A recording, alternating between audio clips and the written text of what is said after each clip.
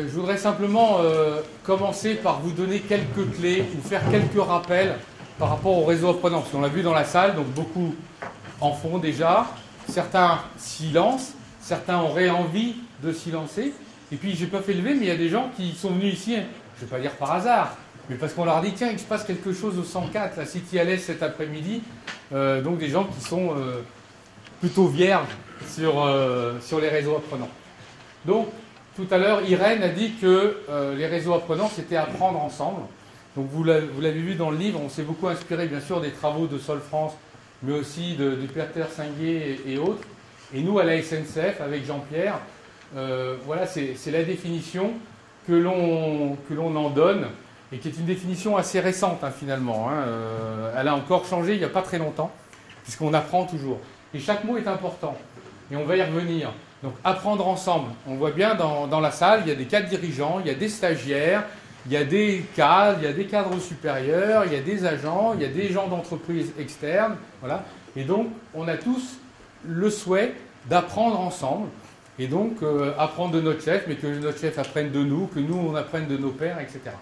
Mais apprendre, c'est Philippe Carré qui disait, on apprend seul, mais jamais sans les autres. Apprendre ensemble, mais apprendre ensemble dans l'action. Puisque je vous invite sur Google, vous tapez Nonaka, N-O-N-A-K, vous le voyez dans le livre, dans la boucle d'apprenance Nonaka. Nonaka, c'est un sociologue américain d'origine japonaise, c'est lui qui a étudié le premier le toyotisme, dont le lean, etc. Et il avait ramené d'ailleurs les démarches lean and learn, c'est-à-dire à la fois la partie process mais la partie humaine. Et nous, dans nos sociétés occidentales et américaines, on a gardé bien souvent que le côté process, en oubliant la partie humaine. C'est en train de revenir un petit peu. Mais qu'est-ce qu'on dit? On dit qu'on apprend ensemble, c'est dans l'action. C'est quand on décide d'expérimenter, de faire des choses par nous-mêmes. Sinon, ça reste très théorique, ça reste du café du commerce, ça reste de l'intérêt intellectuel, mais on n'apprend pas la même chose que lorsqu'on le fait. Et on apprend ensemble autour d'un objet de travail. C'est-à-dire que quand on fait un réseau apprenant, on ne fait pas un réseau apprenant pour mieux coopérer, pour mieux se connaître, pour sauvegarder notre département, pour je ne sais quoi. On fait un réseau apprenant parce qu'on a un enjeu de performance. On a des TGV à faire partir à l'heure, on a du chiffre d'affaires à développer, on a des indices de satisfaction client à gagner, on a à traiter la problématique des incivilités, hein, qui est une problématique civile, je dirais, mais dans laquelle la SNCF est le premier touché. Et donc, c'est important de toujours avoir ça en tête. C'est que bien sûr, on va mieux connaître, on va mieux coopérer, mais ça ne peut pas être que ça, un réseau. Voilà. Sinon, très vite, les chefs vont dire « Attends, Thierry, t'es gentil, mais on a des vrais métiers, nous. Hein. » Voilà. Donc, voilà. L'autre objet, c'est, je vais revenir sur le mot qu'on construire, c'est dans son cercle d'influence. C'est extrêmement important. Ça, c'est quelque chose que j'ai appris, notamment grâce à l'ingénierie, Pierre Goiran, etc. C'est qu'on ne peut être acteur dans ces réseaux apprenants que dans son cercle d'influence. En tout cas, on canalise vers des cercles d'influence. C'est-à-dire que si pour améliorer les relations institutionnelles en Île-de-France, il faut que Pépi fasse ceci, qu'on change le RH77 ou qu'on ait 15 millions d'euros. Non, on ne fait pas ça en réseau apprenant. Ou qu'on fusionne demain avec l'ADB. Non, ça ne veut pas dire qu'on ne peut pas, pourquoi pas, ouvrir ce type de chemin. Mais en tout cas, c'est important, c'est nous, collaborateurs, qui sommes dans un réseau, qu'est-ce qu'on peut faire à notre niveau? Et qu'est-ce qu'on peut faire à notre niveau et avec notre premier réseau d'influence? Et si on doit aller chercher des gens qui sont hors de notre cercle d'influence, on va utiliser les personnes qui sont dans notre cercle d'influence, qui sont elles-mêmes influences dans un autre cercle, pour accéder à ce deuxième cercle. Voilà. Ça, c'est extrêmement important. Ça évite de faire de la surpromesse. Hein. Ce n'est pas open bar, un réseau apprenant. Voilà. Ce n'est pas parce qu'on est tous acteurs qu'on vient de recréer l'autogestion des années 70. Il y a toujours un pilote et un patron à bord. Et l'autre élément, vous avez vu le film de la chaire et sec du changement, j'ai proposé à David Autissier qui change le nom de sa chaire, qui devienne la chaire et sec de la transformation. Vous avez entendu, Sol parle des métamorphoses des organisations. Parce que la définition du changement, et j'ai plein de... je me lance parce que là, dans la salle, il y a des gens qui sont bien plus experts que moi sur la matière. La définition d'un changement, c'est de passer d'un état stable à un autre état stable. Un exemple, le siège de la SNCF, nous sommes passés de Montparnasse à Saint-Denis. On n'a pas fait un réseau apprenant pour ça. Hein. La DIRCOM a fait des visites, parce que les gens n'avaient pas trop envie de quitter Paris Intramuros, d'aller dans le 9-3, etc. On a fait ce qu'on appelle de la conduite du changement. On nous a pris d'un point A et on nous a amené à un point B avec la courbe du deuil, etc. Vous connaissez tout ça. Donc la DIRCOM a fait un super boulot. La DRH donne 50 € à ceux qui ont 20 minutes de trajet. Ça, c'est du changement important, parce que ça touche chacun, mais on n'est pas dans cette dimension dans les réseaux apprenants. On est sur la transformation. Et la définition de la transformation, c'est quoi? C'est de passer d'un état stable à un état instable, inconnu. Tiens, demain, Bruxelles peut décider quelque chose. Google peut devenir notre premier concurrent. Tiens, on nous demande d'être copains avec RFF alors qu'on se tirait la bourre depuis 15 ans. Bon. Et donc, comment on va aller vers ça? Et puis demain, notre chef, il va peut-être décider autre chose. Donc la cible, elle va bouger. Donc quand on est dans cette transformation, c'est Michel Bon de France Télécom qui le disait, il disait, mettez-moi mes 200 000 collaborateurs debout. Parce qu'ensemble, on va y aller. S'ils restent assis à attendre la prochaine version du référentiel avant de bouger, on est mort avant. Voilà. Et donc dans les réseaux apprenants, ce que l'on propose, c'est ça, c'est aux collaborateurs qui le veulent, de co-construire ce changement. Et donc du coup, en co-construisant ce changement, ils commencent à produire la solution. Et la production de cette solution devient aussi importante que la solution elle-même. Voilà. C'est vraiment le principe des démarches apprenantes. Alors, un grand merci, parce que tous les slides que vous allez voir, c'est des compilations de tout ce que l'on apprend, de toutes les rencontres. Et puis, j'en ai certainement oublié. Et dans le livre, vous avez dû le voir pour ceux qui ont commencé à lire, il y a beaucoup de références à tous ces gens-là, parce qu'on est dans l'ère de l'open data. Il n'y a plus un slide, un graphique qui appartient à quelqu'un. Il appartient à la communauté, on le prend, tout ce qui est là, vous pouvez le piller, le martyriser, le mettre à votre nom, on s'en fiche. Le principal, c'est effectivement, de partager, d'apprendre ensemble. Voilà. Donc tous les slides que vous allez voir derrière, une grande partie sont issus de consultants, de choses que j'ai pu apprendre, de conférences organisées par Solfran, Patrick Fivray, Adam Kahn, etc. Et voilà, donc c'était un élément important. Philippe aussi, parce que Philippe Tinet a cette particularité, c'est qu'il filme le changement. Il a une société qui s'appelle Film Change, et il arrive à faire vivre par l'image les transformations humaines qui ont eu lieu dans le changement. Et ça, c'est aussi des outils extrêmement importants, extrêmement précieux. Voilà. Donc merci à tous, à toutes ces personnes et à d'autres. Alors, ça, ce slide, il est un petit peu imbuvable, c'est normal. Il faut mériter, hein, apprendre, ça se mérite. Voilà. Ce qu'il faut retenir, c'est quand on parle d'organisation apprenante, c'est quasiment une philosophie. C'est une approche à laquelle on adhère ou on n'adhère pas. Et si on n'adhère pas, c'est pas grave.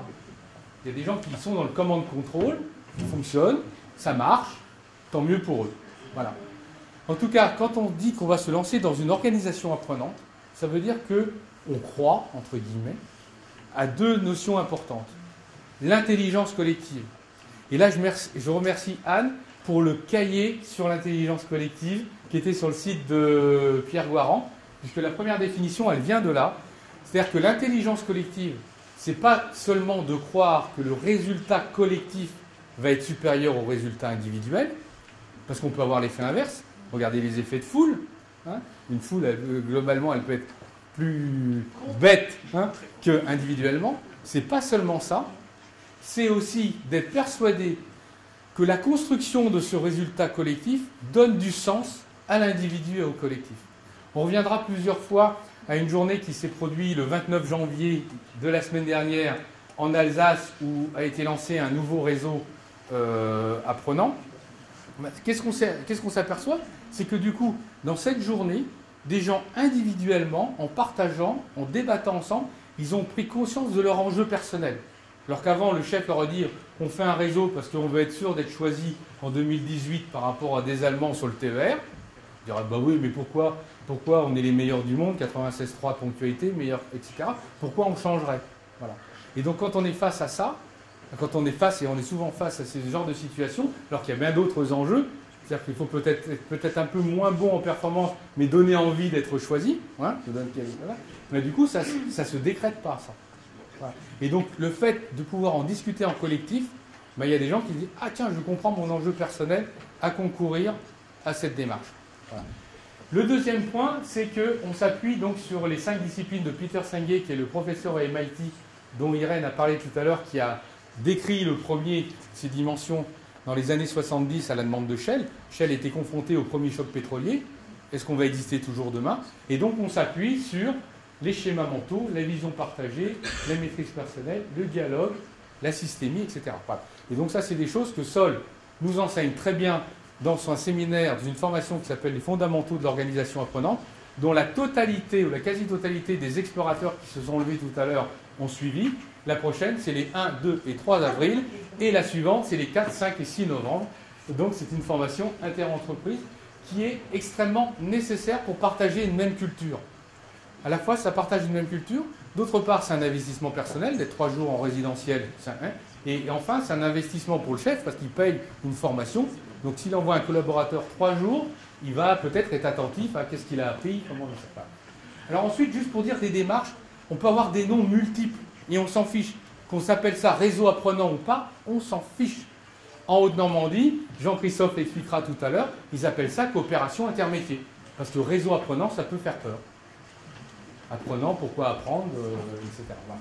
Alors, par contre, ce qui est important, c'est qu'il y a des méthodes. Des espaces de parole, des groupes de réflexion-action, etc., etc., avec des ingrédients, toujours un enjeu de performance, de l'intermétier. Même quand on a un réseau à la direction des achats, on ne fait pas tous le même métier au sein de la direction des achats. Donc, c'est pas parce qu'on est ou à la direction juridique, etc. On est à hiérarchie, c'est-à-dire qu'on gomme les niveaux hiérarchiques. Et donc, par exemple, même dans un réseau à Saint-Lazare, où on a une directrice d'établissement qui a dit « Moi, je veux être un membre parmi les autres ». Ce qui n'empêche pas qu'il y a un patron au réseau et qui dit oui, non, et s'il dit non, il faut qu'il explique, etc. Et ce qui est important dans ces réseaux, c'est qu'on travaille beaucoup sur les écarts de point de vue. Je ne sais pas vous, mais moi à la SNCF, depuis que j'y suis, souvent quand on a un problème, on fait une grande réunion Barnum, on fait du brainstorming, on fait du métaplan, et on vote sur les idées qui sont émergées. Moralité, on vote sur les idées qui nous dérangent le moins, on n'est pas maso. Hein. Donc en général, on vote sur l'eau tiède, et ça ne produit pas toujours les résultats escomptés. Que là, pourquoi quand je suis en filiale, pourquoi quand je suis sur le terrain, pourquoi quand je suis à la direction, j'ai un point de vue différent. On prend un randonneur, vous partez en randonnée, vous êtes au pied de la montagne, vous avez une certaine vision du paysage, au milieu de la montagne, vous en avez une autre, en haut, vous en avez encore une autre, et quand vous êtes redescendu, vous êtes en bas, ben vous n'êtes pas moins bête que quand vous étiez en haut. C'est juste un écart de point de vue. Et donc c'est important de les mettre en exergue, non pas pour les annuler, mais pour les comprendre. Et il y a autre chose que l'on essaye de mettre, qu'on utilise de plus en plus, c'est la gestion des désaccords. C'est-à-dire se mettre d'accord sur quoi on n'est pas d'accord, ce qui nous permet d'être d'accord sur quoi on est d'accord de travailler. Un exemple, c'est comme ça qu'en Isère, vous avez maintenant les pro-nucléaires qui acceptent de travailler avec des anti-nucléaires. Il y a 10 ans, c'était juste impossible, parce que si moi, anti-nucléaire, j'accepte de travailler avec un pro-nucléaire, ça voulait dire que j'étais quand même d'accord avec toi. Là, ben non, on se met d'accord. On ne sera jamais d'accord sur le fait d'être pro ou anti-nucléaire. On n'en parle plus. Maintenant, ça ne nous empêche pas d'être d'accord pour travailler ensemble sur le retraitement des déchets nucléaires ou sur le problème de la sûreté de la centrale BESEF. Voilà. Et donc, je vous laisse imaginer, à nos niveaux, à nous, ne serait-ce qu'avec les organisations syndicales, pourquoi pas, de se mettre d'accord sur un certain nombre de points sur lesquels on n'ira pas. Par contre, ça ne nous empêche pas d'être d'accord sur un certain nombre de choses. Voilà. Le volontariat, bien évidemment. Il ne peut y avoir que des gens qui sont volontaires dans un réseau, on va le voir, parce qu'on est dans un réseau, parce qu'on y est, parce qu'on a envie, parce qu'on y prend plaisir. À l'inverse d'un groupe projet classique où on prend un sachant, on prend l'expert du sujet, là on va prendre celui qui a le plus envie, ou qui a envie d'y travailler. Voilà. Alors après, il y a tout un tas d'outils, les Think Change, les Work Café, les tables apprenantes que l'on fait cet après-midi. Je les ai mis là parce qu'on a une personne dans la salle qui m'avait attiré mon attention il y a quelques temps. C'est pas parce qu'on fait un Work Café ou une table apprenante qu'on est obligatoirement en organisation apprenante. On peut très bien faire, dans un process classique, un Work Café. Et c'est pas pour ça qu'on est en organisation apprenante. Voilà. Alors ça aide d'utiliser des outils d'intelligence collective. Ça permet de mieux comprendre, de faire un chemin. Voilà. Donc voilà. Donc vous m'excuserez un peu sur ce slide un peu touffu, mais que vous retrouverez, on vous les donnera. Voilà. Alors il y a 2 autres phrases que je vous propose. On a vu toutes les phrases de la chaire ESSEC du changement avec celle d'Edgar Faure. Vous avez vu quand j'ai décrété le changement, l'immobilisme s'est mis en marche et j'ai pas su l'arrêter, ça c'est un de mes préférés. Mais j'aime beaucoup ces deux citations. La première, c'est Jacques Chaise qui l'avait repris aussi dans le dernier cahier Sol France. Je vous la laisse découvrir. Et puis la deuxième qu'on a repris dans le livre, c'est que seul on va plus vite, mais ensemble on va bien plus loin. Hein, et je pense qu'on a tous été chefs de projet, on a tous, on visualise bien ce que ça veut dire. Voilà. Donc ce qui veut aussi dire que des réseaux apprenants, on n'en fait pas tout le temps, partout et pour tout problème. Quand on doit aller vite, parce qu'il y a des fois il faut aller vite, et ben on ne fait pas un réseau apprenant. Donc ça, on en a parlé. Alors ça, je vous ai parlé tout à l'heure, les sociologues ont déterminé grosso modo qu'il y avait deux types de changements, changement de niveau 1, changement de niveau 2. Quand on est dans du changement de niveau 1, c'est 80% de nos changements, on ne fait pas de réseau apprenant. Changement de contexte, je vous ai parlé de Mouchotte et de Saint-Denis. Façon de faire, on fait du lean, là, du process. On doit changer les essuie-glaces d'un TER plus vite. Bon, on fait du lean. Compétences, vous avez un trait d'union, un pointillé entre les deux, parce que si on a une compétence métier, pareil, on fait de la formation, etc. Par contre, quand on est sur de la compétence managériale, je dois développer mes collaborateurs. Je dois faire en sorte que mes agents, que mes 5000 agents aient envie d'eux. Je dois... ça s'apprend pas. Ça s'apprend. On peut lire, on peut aller à des conférences, mais on arrive vraiment à le faire qu'en l'expérimentant. Voilà.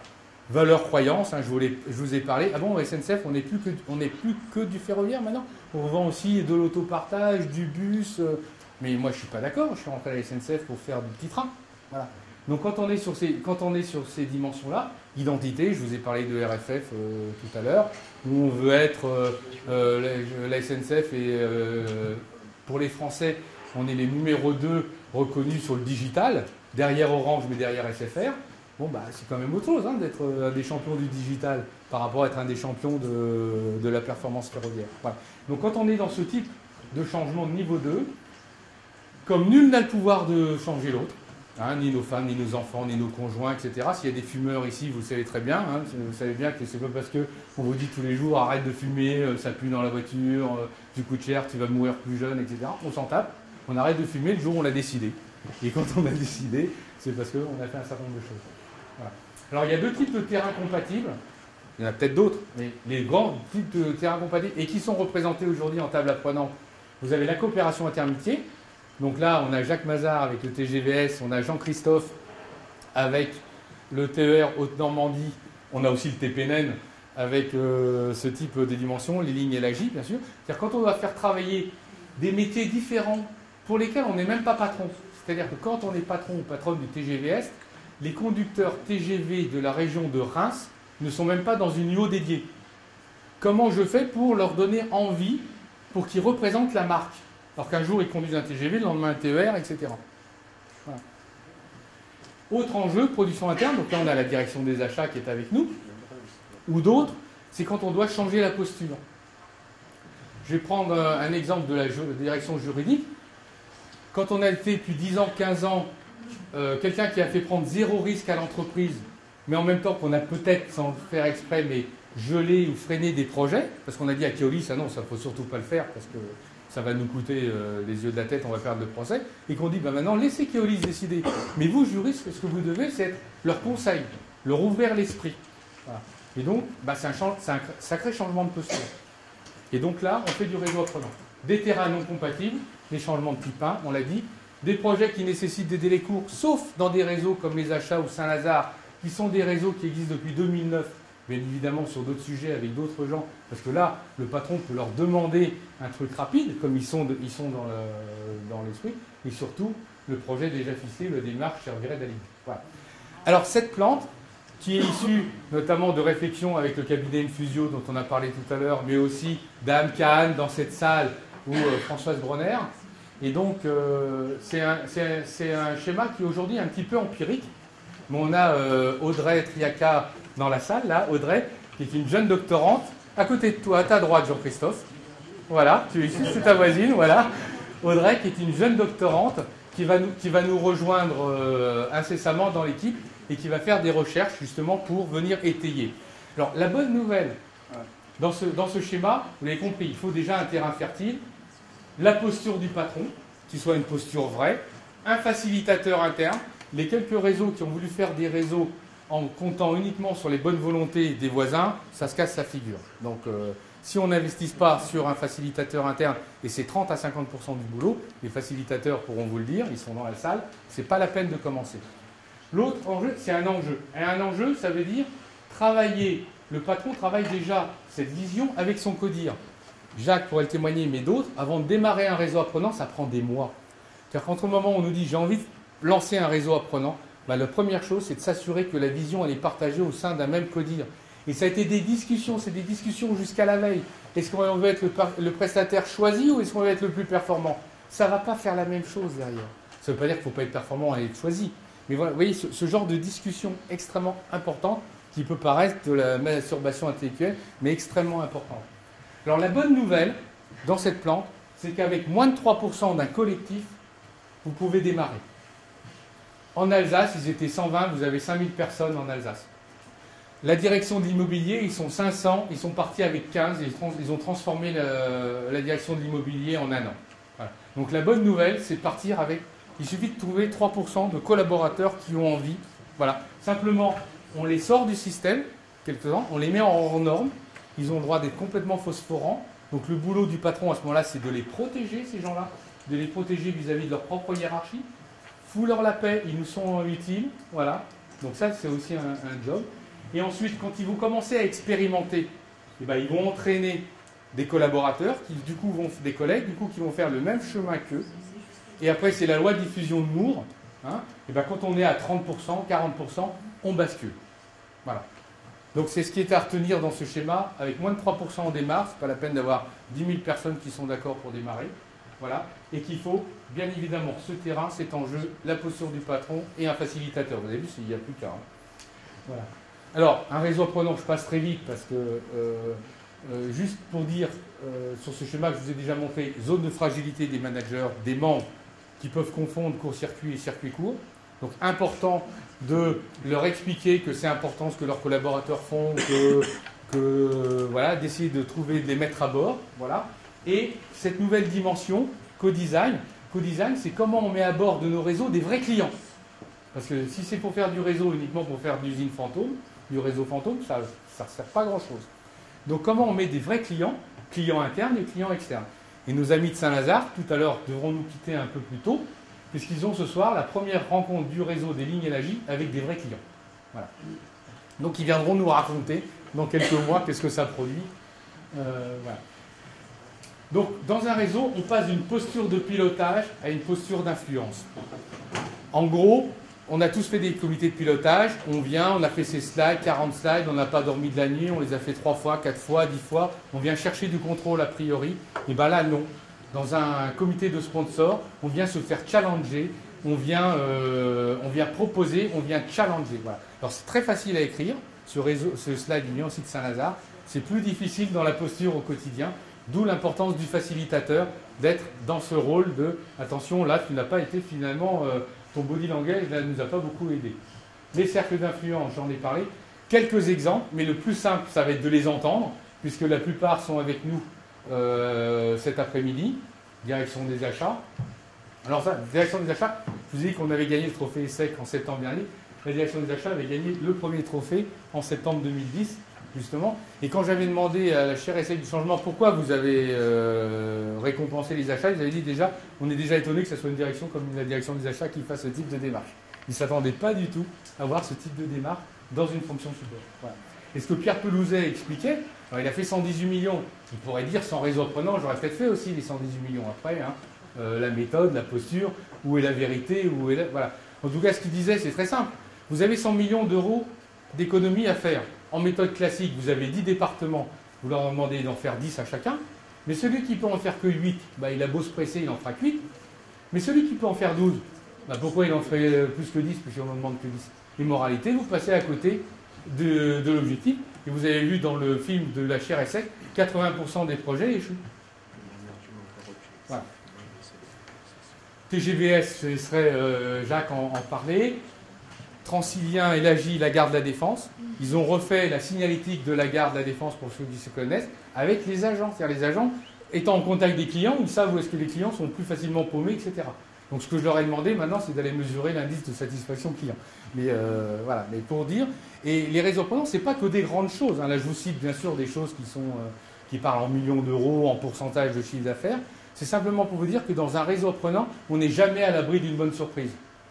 Le logiciel de suivi de la maintenance, alors je sais que Vincent n'est pas toujours d'accord avec moi, mais c'est un groupe du réseau apprenant qui a mis en place, qui a imaginé ce logiciel de maintenance, de suivi des travaux, 45 000 € à la base, Synap, et qui est maintenant diffusé dans toute la SNCF suite à l'accident mortel que nous avons à Bretigny. Et moi, quand j'ai interrogé les agents qui ont mis ce logiciel en place, c'était avant Bretigny, je le raconte dans la page 137, c'est de dire pourquoi, si vous n'aviez pas été en réseau apprenant, ne me faites pas croire que vous n'auriez pas pu faire ce logiciel. Et ils m'ont dit si.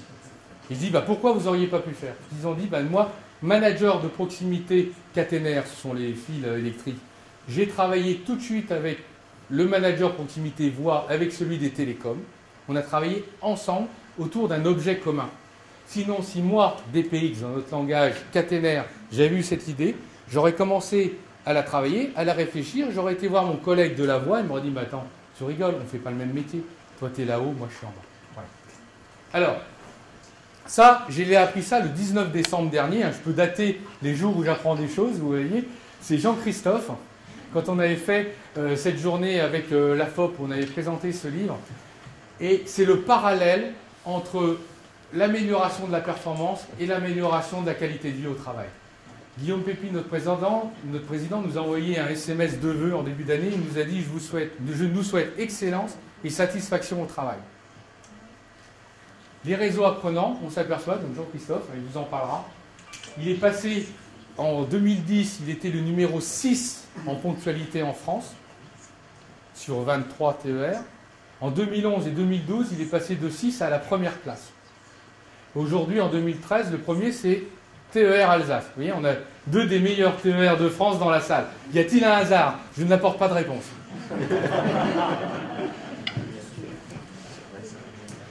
Mais ce qui est intéressant dans l'approche de Jean-Christophe, c'est que Jean-Christophe a mesuré par les résultats Tempo, ça va parler à nos cheminots première langue. Tempo, c'est un baromètre interne qui mesure l'engagement, la satisfaction au travail. Jean-Christophe a mesuré que là où il avait des managers qui étaient embarqués dans ces réseaux de coopération, il avait gagné 10 points de satisfaction complémentaire par an depuis 3 ans. Donc il est passé d'un taux d'engagement de moins de 65% à quasiment 80%. Alors, les ronchons me disent, mais oui, mais c'est normal, comme il a de bons résultats, les gens qui rentrent chez eux le soir ou le week-end, ils sont plus reposés, ils sont plus engagés. À mon avis, il y a un peu des deux. Voilà. Les projets des nouveaux réseaux, vous avez vu, on en a plein dans la salle, donc j'en parle pas plus. Alors, j'ai rajouté ce slide, alors c'est pareil, il y a eu un débat. Faut-il que je mette ce slide ou pas? Vous voyez, on a des débats entre facilitateurs. Alors, il y en a certains, ils m'ont dit, bah oui, il faut que tu le mettes parce que quand on t'écoute, tu es vraiment le VRP, quoi. Tu nous dis vraiment que tout est beau, tout n'est pas bien. Donc, il faut aussi parler des choses qui vont moins bien. Voilà. Et puis d'autres m'ont dit, bah non, il ne faut pas le dire, ils vont le découvrir à la table apprenante. Voilà.